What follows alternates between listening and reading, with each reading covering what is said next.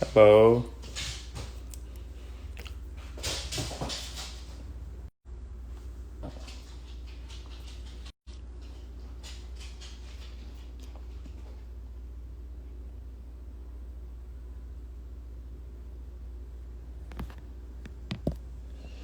Hi, everybody.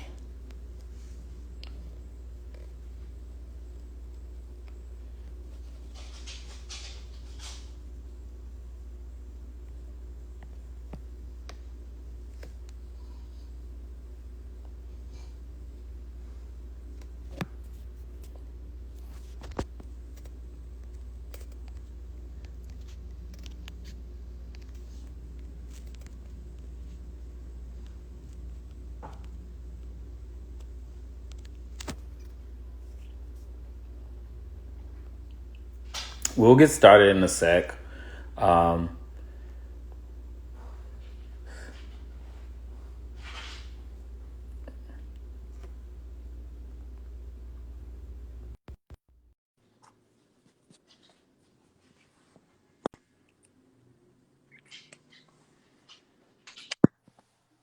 Hi, David. How are you? I'm well. How are you? Good. It's great to meet you. You too. Yeah. So I'll get started, by introducing myself. I'm David Wilson. You can find me on Instagram as Sir_Dave_. I am a influencer with Whitman-Walker on the community health team. My pronouns are he, him, his. Today's session is going to be about development at Whitman-Walker. And so we're here today with David Mallory, two Davids today, who's Yep. the senior director of annual giving at Whitman-Walker. Dave, would you like to further, or David? Do you prefer Dave or David? I really don't have a preference. So Uh, whatever, whatever you'd like to use. I say the same thing, actually. I'm like, it doesn't really matter. Yep. So, Dave. Dave, would you like to introduce yourself? I'd be happy to. Again, I'm Dave Mallory. My pronouns are he, him, his. I am the director of annual giving at Whitman-Walker. I just marked my 15th year at Whitman-Walker, and during the course of that time, I've always been involved with development and fundraising. But I've also done some community relations and volunteer management. And my work is our annual fund, which is our direct mail campaigns, our digital campaigns, our Mhm. telemarketing, and ever since I started, I've also managed our annual walk, which used to be called the AIDS Walk DC, which is now Walk and 5K to End HIV. Yeah, great. And so I do want to tell our viewers that if you have any questions, feel free to drop them in the comments, and we'll do our best to answer those as we discuss, here today. And so I do want to start with the first question, Dave. What does philanthropy mean to Whitman Walker? Sure. Well, first, I should probably give a little bit of a broader picture of Hmm. Walker and how we're funded. Yeah. Certainly as a federally qualified health center, we do get a lot of funding from government, whether it's federal or DC grants. We also receive revenue from insurance. We do it at most insurances. We get reimbursed for a lot of services. And we also receive revenue from our two on-site pharmacies, one at Hmm. 1525 in Northwest and one at Max Robinson in Anacostia. But what people might not know is that there are some programs that kind of don't fall within the scope of any of them. So we still rely on personal fundraising, gifts from individuals, corporations, things of that nature, and Hmm. to support programs. Some that you're probably very familiar with, like our sexual health and wellness clinics, which would normally in a non-COVID world held on Tuesday, Thursdays, but where we Yeah. do the free HIV and STI testing. Some of our legal clinics, like our name and gender change clinics for transgender folks, Hmm. which fall under that umbrella. And also some of our youth and family services programs. Hmm. So we're kind of tasked, it's a team of 5 in the development department, and we are tasked with raising about $3 million annually to support those programs, but also to kind of sustain Whitman-Walker, but also prepare us for the future because we have a lot of big things coming up. So that's Yeah. basically And, you know, and basically philanthropy is, of course, is one-on-one relationships with donors or potential donors or business partners or corporations, and determining where we can engage them. And a lot of it's about telling the story of Whitman-Walker and how we Hmm. impact lives across DC, and have been doing that for 40 years. Uh, Absolutely. Basically, philanthropy is just giving back, you know, to Yeah. institutions that are of great importance to the community, whether it's arts or museums, or in this case, Yes. a community health center.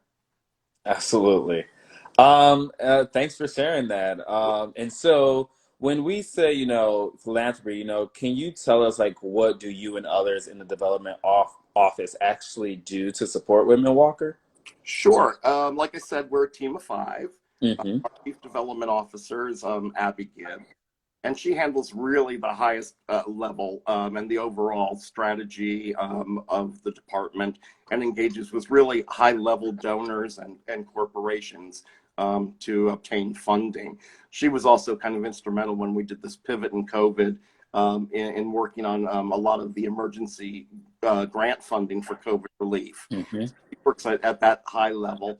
Our development director, again, engages folks or donors or potential donors who might have the capacity to give gifts of, say, $10,000 and above.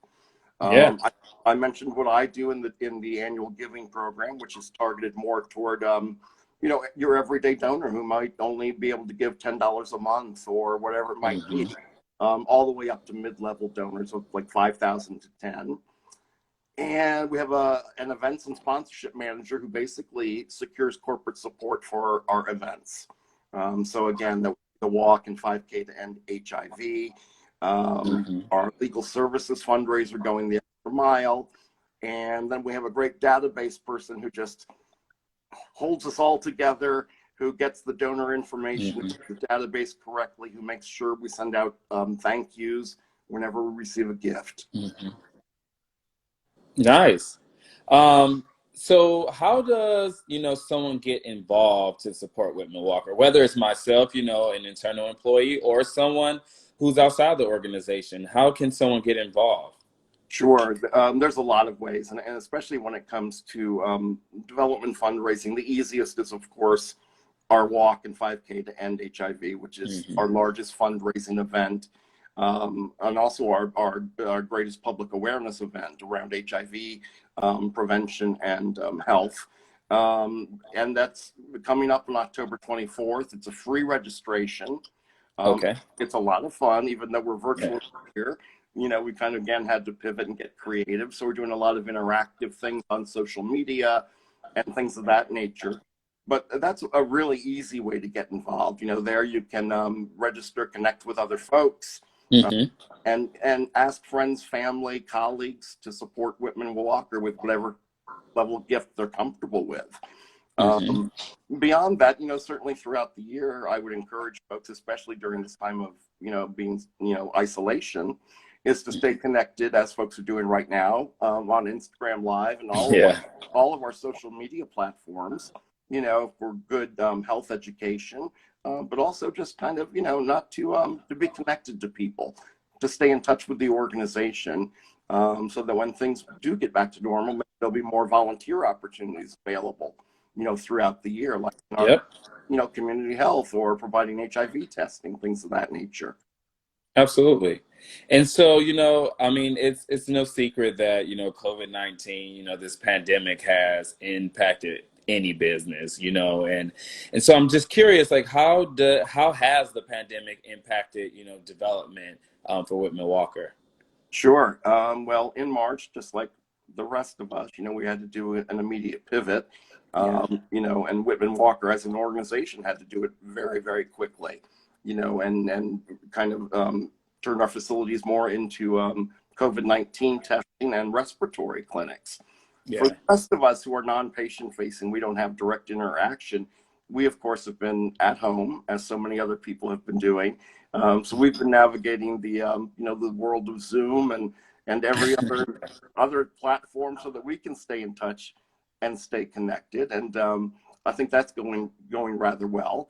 But like I said, it also required a real pivot in how we connect with donors, and how we Hmm. do our day-to-day business. Because a lot of that is usually face-to-face, you Yeah. know, and building any relationship with a donor relies on trust and really just strengthening the relationship. So we're doing our best as we can over email, while also recognizing that it's a challenging time for everybody. There are so Hmm. many people in need, who are out of work, who are, just going through a tough Yeah. time. And that goes for businesses as well. Yeah. So, there's just so many good causes to support right now.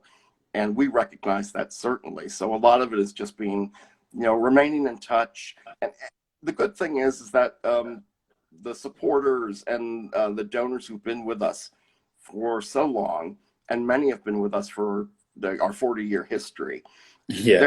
they're with us. Yeah. They still understand the importance of what Whitman-Walker does. They are proud of how we have been responding to COVID-19, which is, actually it's a part of our ongoing legacy. Really, we rose to prominence, battling one epidemic, Hmm. and with resilience and heart, here we are in the midst of another. So, but it's been really encouraging, though, to see the support that remains at this really critical time. Absolutely. So, with the annual walk and 5K to end HIV, that's usually the biggest fundraising event of the year.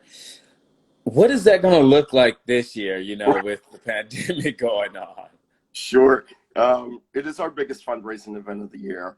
Uh, Yeah. and, it's something that the community looks forward to. Whitman-Walker employees look forward to every year. Hmm. And of course, when we had to make this pivot with COVID, it was one of the things at top of our mind, was, do we do this in person? And then recognizing the course of the epidemic, Hmm. there was just no way to do it, safely, with health of our Yeah. supporters and health of our employees and things of that nature. So we did have to shift to a virtual event. But the basics are still there. And like I said, we're going to come up with good interactive activities on social media. We're going to have downloadable routes that people can use if they want to Oh, run nice. or walk. And we're encouraging Yeah. people to get out there in a socially distant fashion, and Yeah. walk or run whenever they like. But no, I mean, folks can still register at walktoendhiv.org. They can still Mhm. join a team.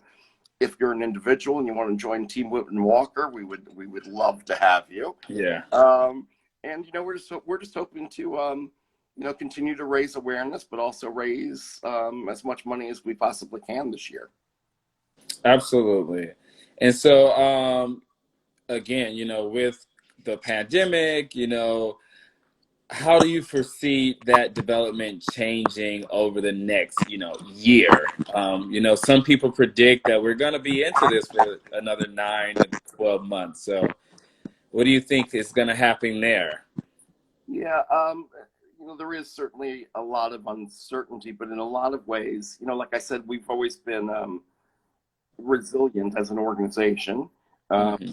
we've made the necessary pivots when we needed to, and I think that's the case with development. And I think in a lot of ways, it's actually helped things that were already in the works. Like, we're going to roll out toward the end of the year a much more vibrant fundraising and fundraising campaign digitally. Hmm. So I know we're going to be relying more on digital media to attract new donors and retain existing donors.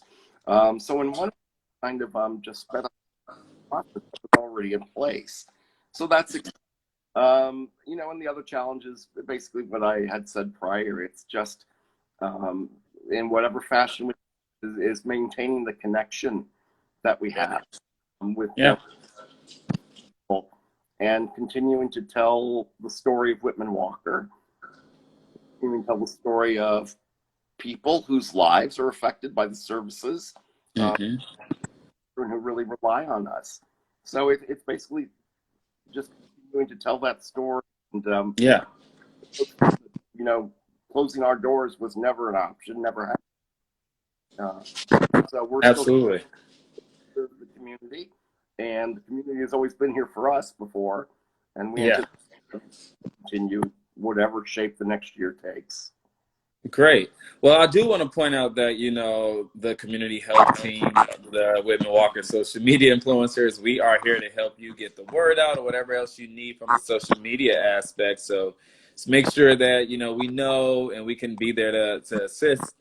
But how can others, we've already asked this, but I want to make sure it's clear to others that, they can support. And, even after the walk and throughout the pandemic, what are some tips or tricks that maybe can help people support Whitman-Walker throughout this, the development team throughout this pandemic?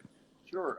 Again, first and foremost, I'm going to have to make a plug for the walk and have folks go to walk.endhiv.org and register. And again, if you aren't able to give personally, at least we provide a platform for you to reach out to your friends, to your family, to your coworkers, and let them know of the good work of Whitman-Walker. And I'm assuming if you're on this Instagram with us, you probably have, in one way or another, been touched by the work that Whitman-Walker does. So Yeah. that's first and foremost what I would encourage people to do. Again, stay in touch with us at Whitman-Walker, and use us and these platforms to stay Hmm. connected to the community. I think those are the most important things. And always check our website for any. I'm not sure what volunteer opportunities will look like Yeah. forward, just because we're all socially distant, things of that nature. But I have a feeling that there will probably be some unique volunteer opportunities over Yeah. here as well. So I encourage folks to do that. Absolutely. And so we do have one question in the comments. They want to know, are t-shirts still available with the virtual walk? What we are doing, I should have actually mentioned this, and I don't think I did, but just to make sure that the walk this year is accessible to absolutely everybody, there's no registration fee. So Hmm. you don't have to pay to register. What we are asking for this year is if you want a t-shirt, and to help us offset the cost, because there are still costs, even though it's virtual, Yeah. is to donate $25 or raise $25 for a t-shirt. All right. No, People love that's their good to shirts. know. Yeah, I mean, people love the shirts. Participate for that shirt. So, I mean, do you have anything else that you would like to leave with the community today before, we close out? I just want to say thank you for this invitation, this opportunity. It's always nice to, like I said, it's nice to connect, especially in these times of being isolated. It's nice for me.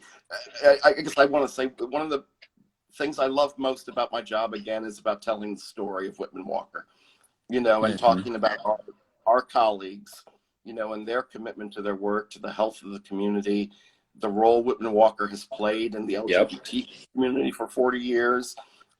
So it's really fulfilling just to have opportunities to connect and share that with others. Absolutely. So thank you again for your time. We appreciate all that you do for Whitman-Walker. And I just want to remind our viewers that you can follow Whitman-Walker on Twitter, Instagram and Facebook at Whitman-Walker. You can also follow us at Real Talk DC _. We would like to remind you all that Whitman-Walker is still open for free HIV and STI testing. And it is by appointment only, so you will have to call us at 202-797-4439 to make an appointment. But we are still here for you, and we are here to support. Okay. Yeah. Thanks again, Dave. Thank you so much. Stay All healthy. right. And you stay safe and have a great day. You too. Bye. Bye.